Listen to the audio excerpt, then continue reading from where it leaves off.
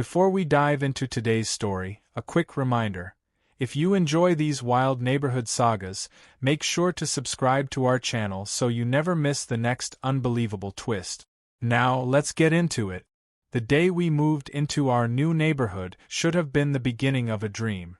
After years of saving, months of planning, and endless nights of imagining what life would be like once we finally escaped the noise of the city, we thought we had found our forever home.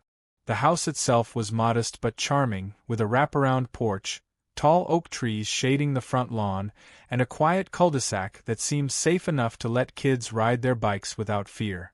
It was the kind of picture-perfect suburb that you see on glossy brochures, where everyone waves at each other, lawns stay trimmed, and mailboxes line the streets in neat little rows.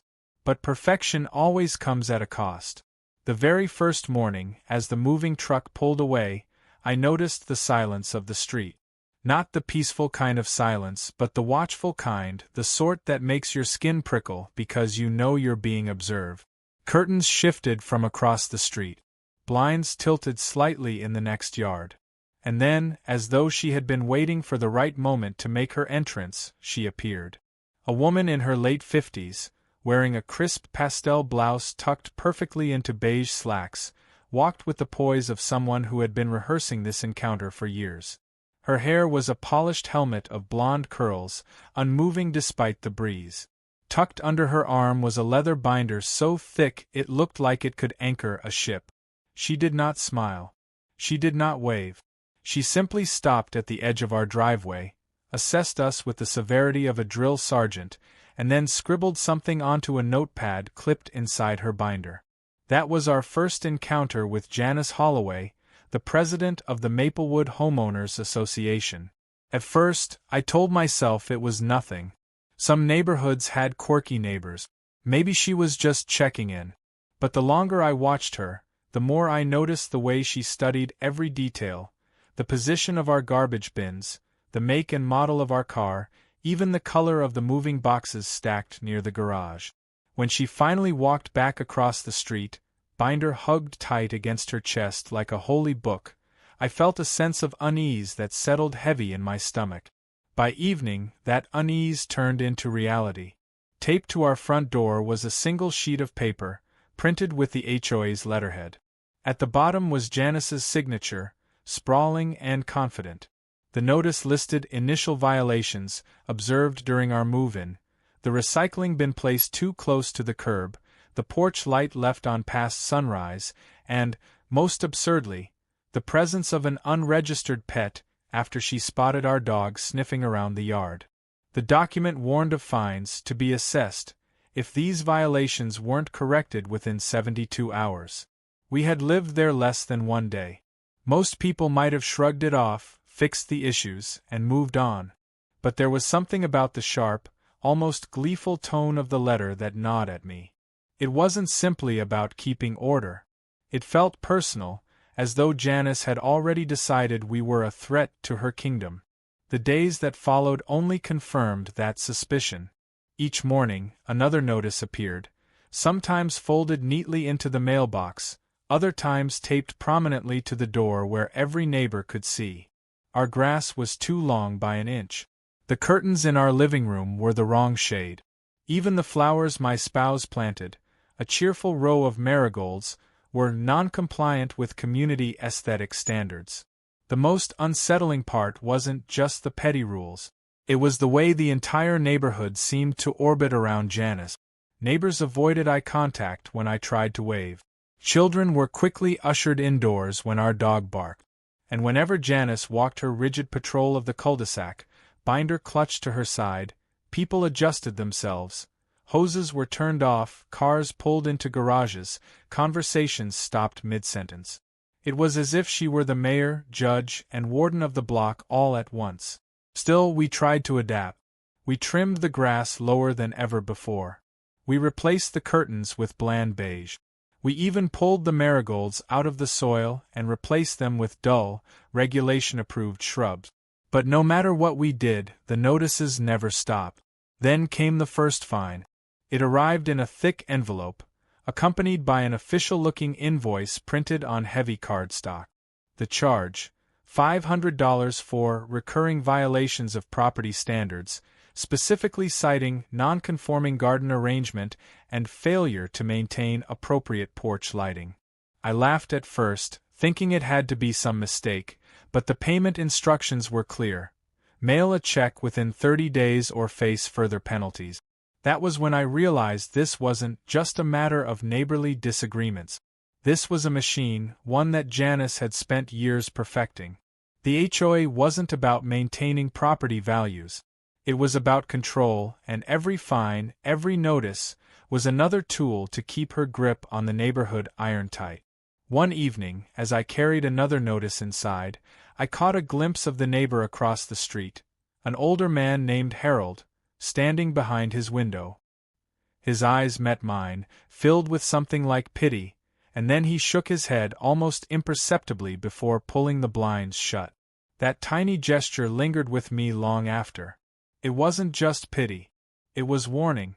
The warning became clearer the next week. While sorting through boxes in the garage, I found an old folder tucked behind a shelf, left behind by the previous owners. Inside were letters, crumpled, yellowed, but unmistakable. They were HOA violation notices, each one more severe than the last. The charges were nearly identical to the ones we had received: lawn height, porch lights, unauthorized plants. The final letter, dated 2 years ago, informed the homeowners of foreclosure proceedings initiated due to unpaid fines totaling nearly $30,000. The pieces began to connect. The previous owners hadn't just moved. They had been forced out. And judging by the cold efficiency of Janice's notices, I suspected they weren't the only ones. That night, as I stared at the pile of letters on the kitchen table, the silence of the neighborhood pressed in on me heavier than ever. Every manicured lawn, every identical mailbox, every neighbor too afraid to wave back. It was all part of the same system. A system Janice controlled. And we had just stepped into the middle of it. By the end of the first month, the fines totaled over $1,000. Each notice carried more weight, each demand more aggressive. But what truly set the stage for everything that followed was the final notice that arrived on the 30th day. Unlike the others, this one wasn't printed. It was handwritten, the ink pressed so hard into the paper that the indentations tore through. Non-compliance will not be tolerated. Final warning. No signature. No official seal. Just those words. That was the moment I realized Janice Holloway was no longer just an annoying neighbor with too much free time. She was something far more dangerous. And she was just getting started. The morning after the handwritten threat, the neighborhood didn't feel the same. The neat lawns and symmetrical flower beds no longer looked charming. They looked suffocating, like stage props hiding something rotten beneath the surface. Every smile I passed, when there even was one, looked forced. Every curtain twitch carried suspicion. The whole place seemed rehearsed, as if every family was acting in a play where Janice was the director, and anyone who broke character paid the price. The warning note haunted me, but the strangest part was how casually it was delivered. No envelope, no tape, just folded once and slipped into the crack of the front door. It was deliberate, personal, as though she wanted me to know she could bypass the official HOA procedures whenever she pleased. The earlier fines and notices had been annoying, but this was different. This was intimidation. By the end of that week, I noticed something even more disturbing. Our dog barked at the same time every night, 3 in the morning, sharp and sudden. Each time I checked, he was standing by the window, hackles raised, staring into the darkness. On the third night, I thought I saw movement at the edge of the yard, the glint of a phone screen, the silhouette of someone writing on a clipboard. But by the time I stepped outside, the street was empty, silent except for the distant hum of an air conditioner. The next morning, another notice arrived. Unsecured property observed after dark. It cited failure to adequately light the perimeter of the home as a safety violation. A $200 fine was added to our balance. I knew then what was happening. Janice wasn't just watching during the day. She, or someone working for her, was monitoring us at night, cataloging every detail, waiting for the smallest mistake. The balance of power in the neighborhood was clearer with each passing day. Janice's patrols weren't just for show. Whenever she walked the street with her binder, residents altered their behavior instantly. One neighbor, the Sandersons, had a teenage son who parked his car at a slightly crooked angle one afternoon. Within minutes, Janice appeared, tapped on their door, and pointed at the car. The boy scrambled out, straightened it, and muttered something while his mother nodded apologetically. The interaction lasted less than 30 seconds, but the fear was palpable. It was obedience disguised as neighborliness. It wasn't just small things either.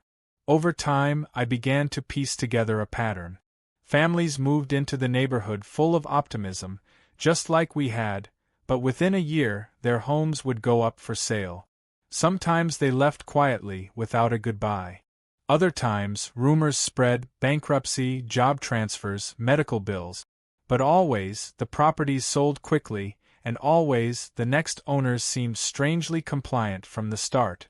It was as if Janice had designed a revolving door: drive out those who resisted, replace them with those who obeyed. I wouldn't have believed it if not for Harold, the neighbor across the street. He never spoke openly. Janice seemed to have that effect on people, but he communicated in gestures. A shake of the head when I set out trash on the wrong day. Quick hand-wave warning when Janice walked by while I was outside. Once, while trimming his hedges, he looked directly at me, pointed to her house, and then dragged his finger across his throat. Crude, but effective. Still, Harold never dared speak out loud.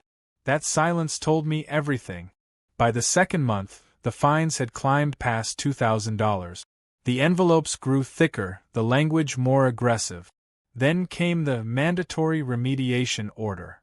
According to the HOA, our fence was structurally compromised and required immediate replacement. The approved contractors listed in the packet offered estimates that made my jaw drop. $25,000 for a simple wooden fence that should have cost a fraction of that. Buried in the paperwork, I found a single line that revealed the truth. Approved contractor, Holloway Property Solutions. It was Janice's company. The pattern snapped into focus. This wasn't just about rules or appearances. It was extortion dressed up as community standard. She created problems, then sold the solutions. Every neighbor who'd been forced out had probably faced the same demands, drained of savings until they sold their homes at a loss, leaving Janice and her allies free to cycle in the next victims. The revelation made me furious, but it also made me cautious. Going to the HOA board was pointless. Janice controlled it. Reporting her to the city might help, but she clearly had connections. No one rose to that level of power without knowing how to protect themselves. If I confronted her directly, she would spin it as aggression, just as she had done with the Sandersons' son. So I decided to wait, to watch, and to gather. If she had built her empire on intimidation and secrecy, then exposing her would be the only way to bring it down. But Janice was ahead of me. It started with the cameras. One morning, while walking to the mailbox, I noticed a new device mounted to a lamppost. It was small, discreet, but unmistakably a security camera. By the end of the week, there were 5 more, all pointing toward different houses, ours included. No announcement, no consent from the community. Just there, overnight, like sentries watching every move. The notices began citing recorded evidence. A car parked too close to the sidewalk. A package left on the porch too long. Even the dog barking past, designated quiet hours. Each violation was paired with a still image, grainy but clear enough to remove any doubt. The fines escalated, climbing faster than ever. The neighborhood was suffocating under the weight of surveillance. Children whispered on their bikes, afraid to laugh too loudly. Adults waved nervously, checking over their shoulders before speaking. And all the while, Janice paraded down the street with her binder, smiling faintly as if daring anyone to challenge her authority. One evening, I spotted Harold standing in his driveway, staring at one of the cameras. His shoulders sagged as though he'd finally given up. Later that night, I noticed a "for sale" sign hammered into his front yard. Another neighbor gone. Another victory for Janice. But her triumph was short-lived. When Harold moved out, he left something behind.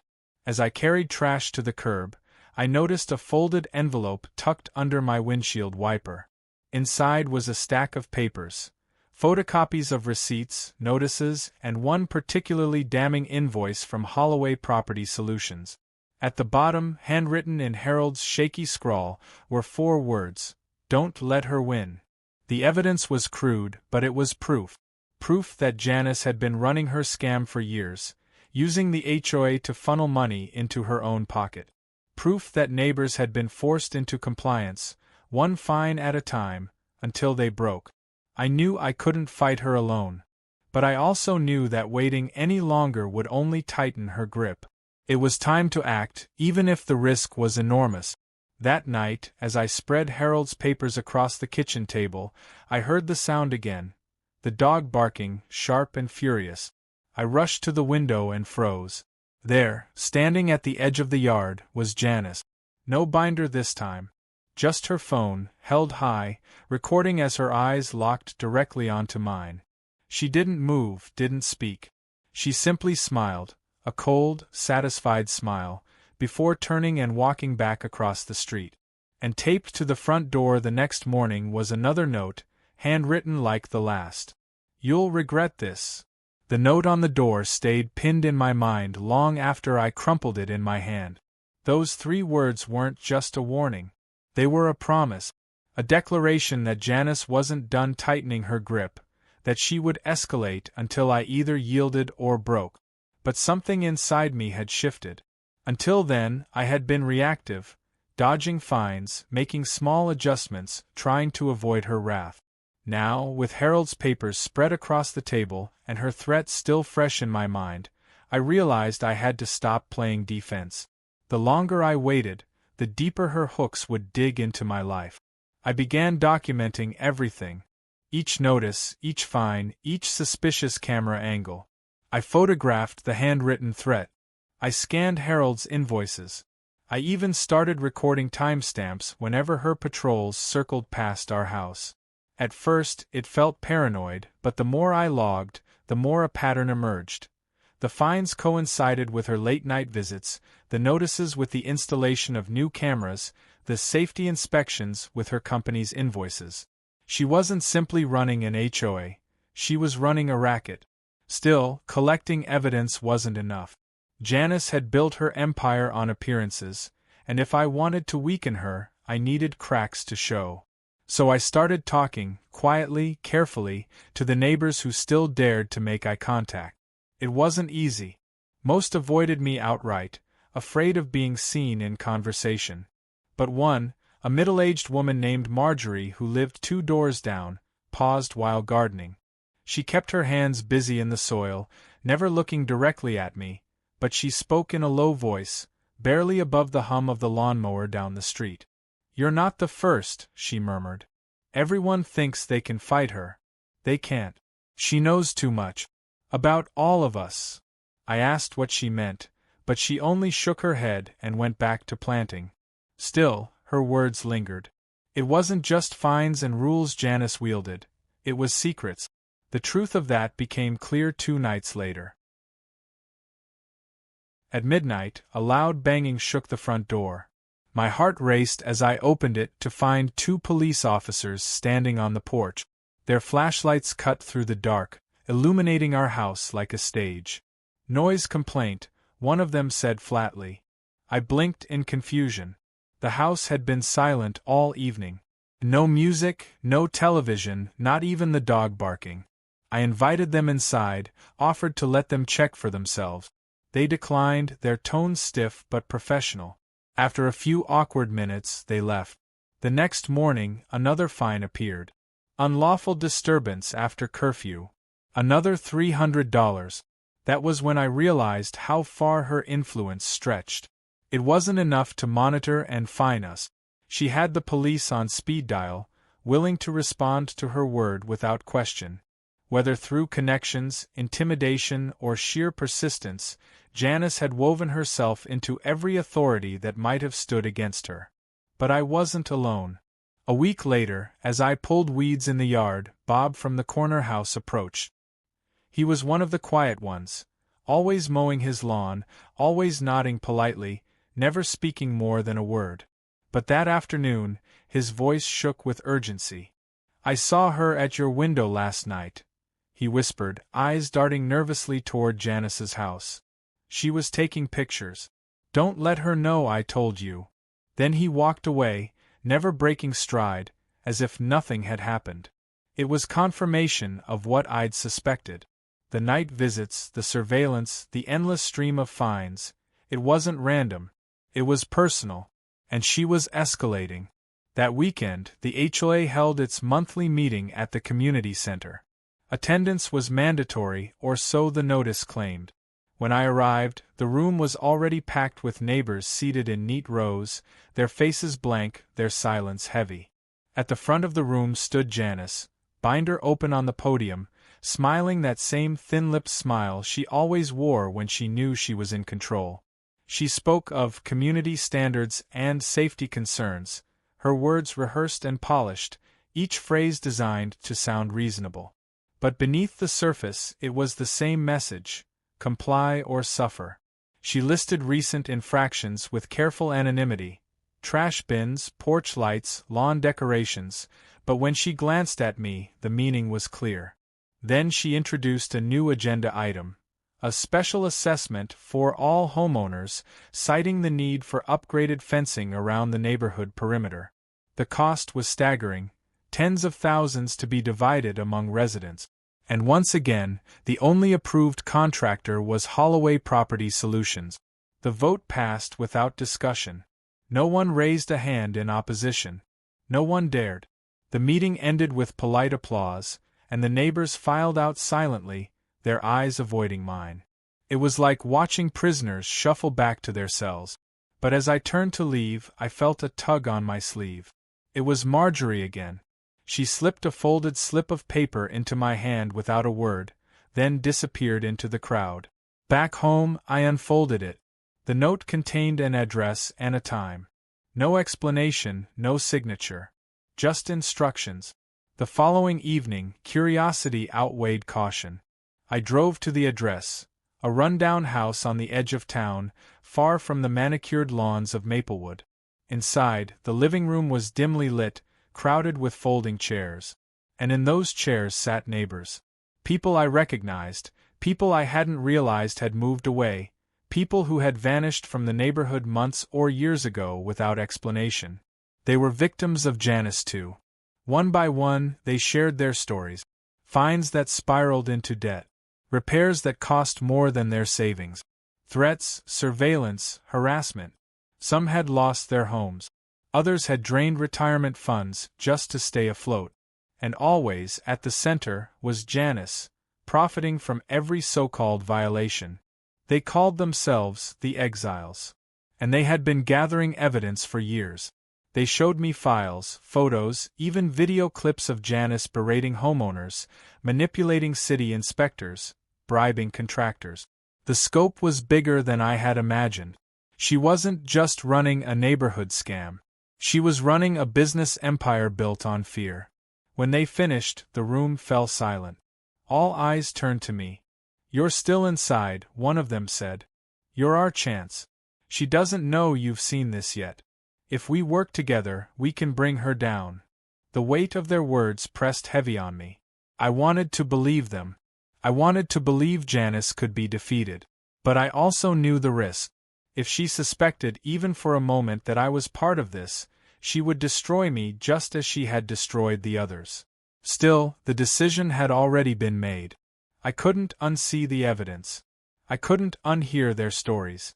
I agreed to help. That night, back in Maplewood, I drove past Janice's house.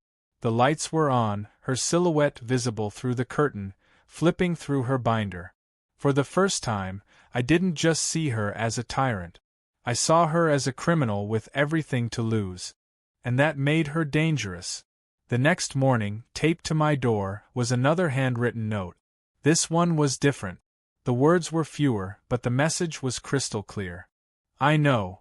The note on the door, just 2 words, I know, changed everything. It wasn't just a warning anymore. It was confirmation that Janice was aware of my movements, aware that I had crossed an invisible line from reluctant homeowner to active threat. Until then, I had thought I was playing cautiously. But the truth was, Janice had always been several moves ahead. She wasn't simply watching, she was anticipating. The cameras, the late-night visits, the strategically timed notices, it had all been part of a system she'd honed over years. And now, that system was focused squarely on me. The fallout began almost immediately. 2 days later, an anonymous post appeared on the neighborhood's private social media page. It accused me of harassing Janice, of threatening her during HOA meetings, of refusing to follow basic safety rules. The post was long, filled with exaggerated details and ominous insinuations, but what unsettled me most was the engagement. Dozens of neighbors commented, agreeing, piling on, sharing their own concerns about my behavior. It was obvious Janice had orchestrated it. Some comments were from accounts I'd never seen before, clearly fabricated. Others were from neighbors who had always seemed reluctant but compliant. Under her shadow, they sided with her publicly, terrified of the consequences if they didn't. The effect was immediate. Strangers glared as I drove down the street. Kids who used to wave now avoided my yard entirely. Even the mail carrier seemed uneasy, leaving packages at the edge of the driveway rather than approaching the porch.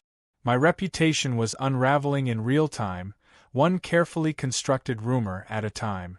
The financial pressure escalated too. The fines doubled overnight. The HOA claimed repeated violations, justified harsher penalties. My balance surpassed $5,000 within weeks.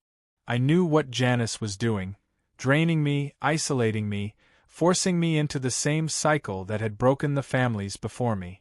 But unlike them, I had allies now. The exiles met again, this time with more urgency. They had followed Janice's tactics for years and recognized the pattern. This was her opening move in a larger campaign. First, destroy the target's reputation. Then bury them in debt. Finally, push them into foreclosure or force a desperate sale. Once the target was gone, the slate was wiped clean, and Janice's cycle began again. They urged patience, but patience felt impossible. Each day under her rule felt heavier, more suffocating. My spouse grew restless, anxious, afraid to leave the house unattended. Our dog barked more often, pacing the windows as if sensing the tension. Even sleep became rare, broken by dreams of binder pages rustling in the dark. Then came the inspection. On a Tuesday afternoon, while I was at work, Janice arrived with 2 men in safety vests and clipboards. According to neighbors who later whispered to me, they combed through the yard, photographing every angle of the house, measuring the fence, even peering through the windows. By the time I returned home, a new notice was waiting on the door. Emergency safety violations identified. Immediate compliance required. The attached estimate, once again from Holloway Property Solutions, was staggering: $40,000. It was extortion, blatant and aggressive. But I couldn't help but notice the timing. It came right after the exiles meeting, right after I had begun taking an active role in documenting her crimes. She wasn't just trying to bankrupt me. She was sending a message: I see you. I control the terms of this fight. But her arrogance also created an opening. One of the exiles, a man named Derek, had once worked as a contractor. He knew the pricing, the permits, the building codes. He examined Janice's inspection report and immediately spotted dozens of errors: fabricated standards, non-existent regulations, inflated costs. It was fraud, plain and simple. With his help, I compiled a dossier of evidence. Side-by-side comparisons of legitimate city codes versus Janice's fabricated ones, financial records showing her company's profits, and testimonies from exiled neighbors who had been forced into similar scams. The dossier was damning. But presenting it was another matter entirely. The exiles suggested going to the media. A scandal like this, with enough proof, could topple her empire. But they warned me of the risk. Janice had a gift for flipping narratives. She could take raw evidence and twist it until her audience saw her as the victim, the embattled leader besieged by an ungrateful neighbor. If I exposed her too soon, without the right timing, she would spin it into another smear campaign. So we waited. Weeks passed. The neighborhood grew colder toward me. Invitations that once arrived for block parties or garage sales vanished. Cars slowed as they passed my house, drivers glaring or filming with their phones. And Janice thrived in the tension, walking her daily patrol with renewed vigor, binder tucked under her arm like a general marching through conquered territory. But even generals make mistakes. It happened during another HOA meeting. The room was packed, the air heavy with tension. Janice stood at the podium, binder open, lecturing about upholding standards. She rattled off fines, scolded residents for trivial violations, and then shifted the discussion toward the unfortunate behavior of certain homeowners. Though she never named me, her gaze lingered in my direction long enough that no one could miss it. But as she spoke, something unusual happened. Bob, the quiet neighbor who had once whispered warnings, raised his hand.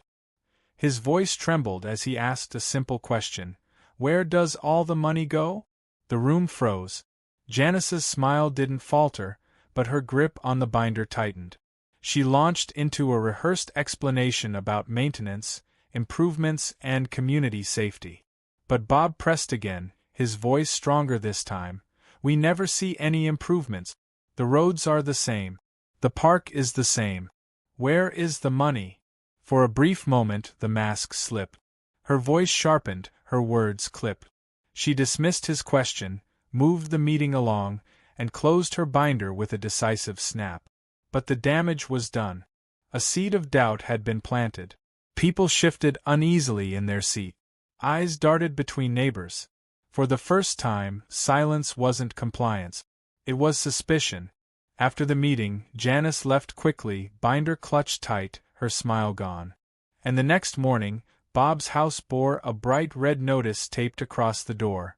Immediate violation review pending. It was retaliation, swift and public. And it confirmed what we all knew. Anyone who dared to question her paid the price. That night, Bob appeared at my back door. His face was pale, his hands shaking as he handed me a flash drive. "I've been recording," he whispered. "Her patrols, her meetings, even her calls to the police. Everything's on here. Use it before she destroys me." The weight of the drive in my palm felt heavier than any binder, heavier than any fine. It was proof, raw and undeniable. And for the first time, I believed we might have enough to bring her down. But Janice wasn't about to let me act unchecked. The very next evening, as I drove home, flashing lights appeared in my rearview mirror. A patrol car pulled me over just a block from my house. The officer claimed my taillight was out, though I knew it wasn't. He asked pointed questions, glancing at notes as if reading from a script. When I returned home, another notice was already waiting on the door. Criminal behavior reported. Safety review pending. Janice was tightening the noose. And as I lay awake that night, staring at the ceiling, I realized the fight had reached a new stage. I had the evidence, yes. But she had the power. The police, the neighbors, the very fabric of the community woven around her grip. If I struck too soon, she would crush me. If I waited too long, she would bury me. And then, 2 nights later, the line was crossed completely. I woke to the sound of shattering glass. The crash of glass ripped me from sleep like a gunshot. For a split second, I thought it was a dream, but the sound of our dog barking, frantic and guttural, tore away any doubt. Heart hammering, I bolted upright and stumbled toward the hallway. The house was dark except for the faint glow of the streetlight filtering through the blinds. My first thought was burglary, but the timing, the precision, it felt too deliberate. Whoever was outside hadn't chosen a random night. They had chosen now, when the tension had already reached its breaking point. I crept toward the living room, every board underfoot groaning louder than I wanted. The barking grew sharper as the dog lunged at the front window, paws scratching furiously at the sill. And then I saw it. The shards glittered across the floor, the lower pane of the window smashed inward. Beyond the glass, a shadow lingered just out of view, the faint outline of someone standing on the lawn. My breath caught in my throat. Whoever it was didn't move, didn't flee like a startled intruder. They waited, as though their presence alone was the weapon. And then, just as suddenly, the figure disappeared into the night. I didn't sleep again that night. Instead, I swept up glass in silence, every scrape of the broom a reminder that the line had been crossed. Janice had always hidden behind notices, fines, and veiled threats. But this was physical. This was intimidation made flesh. The police came the next morning after I reported the incident. 2 officers stood in my living room, jotting notes with mechanical detachment. They asked if anything had been stolen. Nothing. They asked if I had any enemies. I hesitated, then mentioned Janice. The moment her name left my lips, their expressions hardened, not with suspicion of her, but of me. "We'll file a report," one said curtly. "But without evidence, there's not much we can do." By the time they left, I already knew the report would vanish into a drawer, buried and forgotten. Janice had pulled the strings too many times before. This was just another move in her game. Later that afternoon, a new notice appeared on the door. Failure to maintain property security. Immediate remediation required. The fine, $1,000. The audacity left me trembling with rage. She had weaponized the break-in against me, turning the evidence of her own intimidation into another charge, another tool to drain my resources. It was masterful in its cruelty, the kind of manipulation that couldn't be accidental. But what she hadn't anticipated was that I wasn't the only one watching. That evening Bob returned. His face was drawn, his voice hushed, but his words carried urgency. "I saw her," he whispered. "Last night. Binder under her arm, phone in her hand. She was right there on your lawn." It was confirmation of what I had suspected. But more importantly, Bob had proof. He handed me a small USB drive. My camera caught it. She didn't notice. I plugged it into my laptop with shaking hands. The footage was grainy, filmed from across the street, but it was clear enough. At 2:13 a.m., Janice appeared at the edge of my yard. She walked slowly, binder pressed to her chest, phone raised as though documenting the scene. She stood before the window for almost a full minute before vanishing back into the shadows. She wasn't just harassing us anymore. She was staging evidence. The exiles met that weekend. I showed them the footage, Bob's recordings, Harold's old papers, and the stack of fines I had saved. For the first time, the room buzzed with energy, with hope. This wasn't just anecdotal. This was evidence. Real, tangible proof of Janice's corruption. But as we planned our next steps, doubt lingered in the air. We knew Janice. We knew her ability to spin, to twist, to manipulate. If we went public too soon, she would paint herself as the victim again, crying harassment, accusing us of conspiracy. We needed timing. We needed impact. And then, as if on cue, Janice made her boldest move yet. The following week, the HOA called an emergency meeting. Attendance was mandatory. When I arrived, the community center buzzed with tension. Neighbors filled the seats, their whispers sharp and uneasy. At the front of the room, Janice stood taller than ever, her binder open on the podium, a projector casting slides onto the wall behind her. The images made my stomach churn. Photos of my house, screenshots from the HOA's cameras, blurry stills of me carrying trash bins, walking the dog, even standing in my own driveway. Each one was labeled, repeated violations, public safety concerns, harassment of HOA officials. She had built a case against me, twisting the most mundane moments into evidence of misconduct. And then she delivered the coup de grace, a motion to initiate foreclosure proceedings for chronic noncompliance.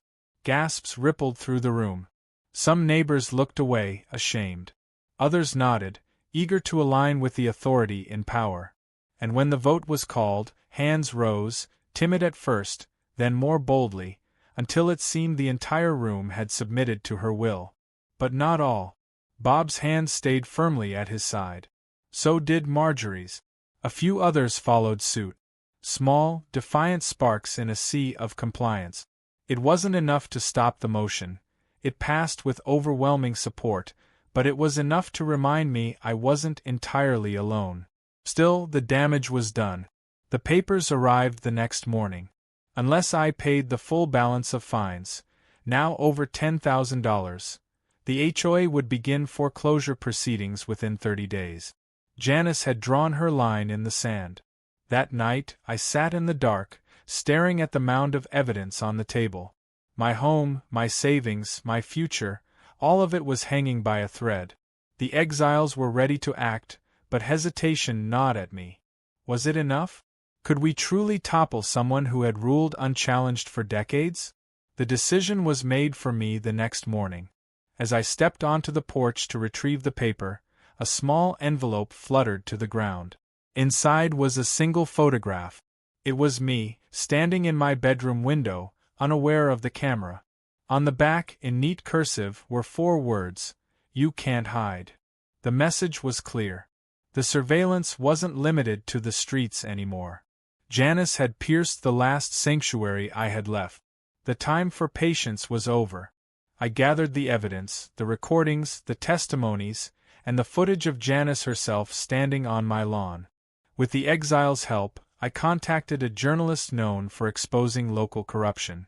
She agreed to meet, intrigued by the story. But even as we arranged the handoff, dread coiled in my gut. Because Janice wasn't going to sit quietly while her empire was threatened. She would fight. She would retaliate. And the night before the meeting, the retaliation came. Flashing lights filled the street. Police cars lined my driveway, their sirens cutting through the dark. Officers stormed the porch, pounding on the door. My spouse clutched my arm, trembling, as the dog barked furiously. Through the window, I saw Janice standing on her lawn, phone raised, smile wide. She had called the police. And this time, she was accusing me of something far worse than a broken fence or a barking dog. The pounding on the door rattled the frame, echoing through the house like thunder. Red and blue lights strobed across the walls, blending with the frantic barking of the dog. For a moment, I stood frozen, heart pounding so hard I could hear it in my ears. This was it. Janice had played her final card. When I opened the door, 6 officers surged forward, their flashlights blazing, their hands hovering near their weapons. Their voices overlapped, commanding, sharp, leaving no room for argument. According to their statements, Janice had reported me as a violent threat to the neighborhood, claiming I had been stockpiling weapons, harassing residents, and preparing for some kind of attack. It was absurd, outrageous, but I knew better than to underestimate the damage she could do. With her binder full of evidence, her carefully constructed image, and years of manipulation, she could spin lies into reality. And now, the police were here because of her performance. I forced myself to stay calm, answering their questions evenly, allowing them to search the house.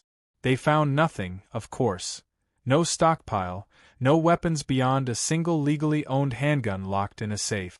But the damage was already done. The neighbors had come outside, filming with their phones, whispering, nodding toward Janice's house as she stood on her lawn with her phone raised like a trophy. Even when the officers left, unsatisfied but unable to arrest me, the seed was planted. To the neighborhood, I wasn't just a nuisance anymore. I was dangerous. The next day, the journalist called. "I've seen enough," she said.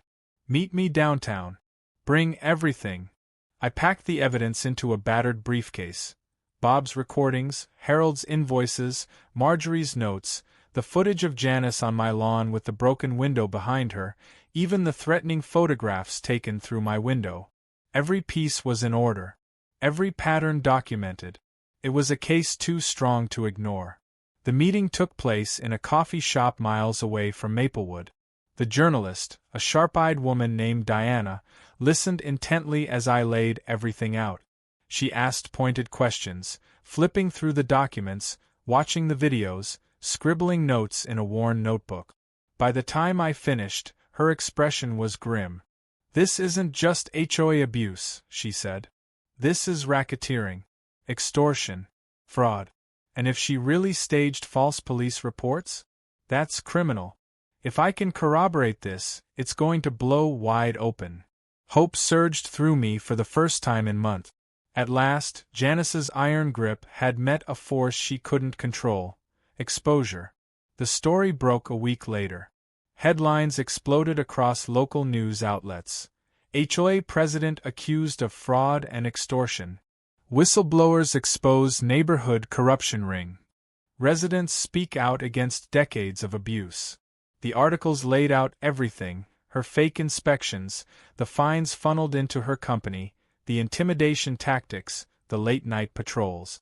Footage of her standing on my lawn in the dead of night looped on every channel. The effect on the neighborhood was immediate. Where once neighbors had glared, now they whispered differently. People who had stayed silent began to share their own stories: fines that bankrupted them, threats that kept them quiet, repairs they had been forced to make through her company. The exiles came forward publicly, their testimonies adding weight to the growing avalanche of evidence. For the first time, Janice was on the defensive. At the next HOA meeting, the crowd was different. There was no silence, no timid obedience. People shouted questions, demanded explanations, waved printouts of the news articles. Janice stood at the podium, binder trembling in her hands, her polished smile cracking as the murmurs grew louder. She tried to deny it. She called it a smear campaign, claimed the journalist had twisted facts, accused me and the exiles of conspiring against her. But the room wasn't buying it anymore. The cracks in her authority had spread too far. And when Bob stood up and played one of his recordings, her voice berating him late at night, threatening fines if he didn't comply, the room erupted. The vote to remove her as HOA president was swift and unanimous. The binder was closed for the last time. But the story didn't end there. Within days, city inspectors descended on Maplewood. Financial records were subpoenaed. Contractors were questioned. The police department, embarrassed by how easily they had been manipulated, opened their own inquiry into the false reports. And then, one morning, the inevitable happened. Unmarked cars rolled into the cul-de-sac, and Janice was led from her immaculate front porch in handcuffs. The cameras caught it all. The woman who had ruled with fear and fines, who had terrorized neighbors with her binder of rules, was silent as she was placed in the back of a cruiser. Her house, once the symbol of power on the block, now stood as a monument to downfall. The neighborhood changed almost overnight. The cameras came down. The endless notices stopped. Neighbors who had once avoided each other began to talk, to share, to laugh again. Barbecues returned. Children played in the streets without fear. The exiles, some who had been driven out years before, visited to see the change for themselves, marveling at how quickly the air of fear had lifted. And me? I kept the briefcase of evidence in my office as a reminder of how fragile peace can be, how easily a community can be twisted when fear rules unchecked. Janice was sentenced months later. Fraud, extortion, evidence tampering. Her empire crumbled, and with it, the illusion of perfection she had wrapped around Maplewood. But the story didn't end there. Because power, once taken, never disappears quietly. Rumors spread that she was appealing, that she was trying to manipulate even from behind bars. Some claimed she had allies still on the board, people who had benefited from her schemes and now feared exposure. Others whispered that she was already plotting her return, convinced she could rebuild her kingdom when she got out. For now, the neighborhood is free. The lawns bloom with colors never allowed before. The fences are mismatched, the mailboxes unique, the porches filled with laughter. The binder, once a symbol of fear, was burned at a community gathering, its ashes scattered across the park she had ruled for decades. But sometimes, late at night, when the street is quiet and the dog growls at the window, I remember the look on her face as the police took her away. It wasn't fear. It wasn't regret. It was defiance. And I can't shake the feeling that, somewhere down the line, we haven't seen the last of Janice Holloway.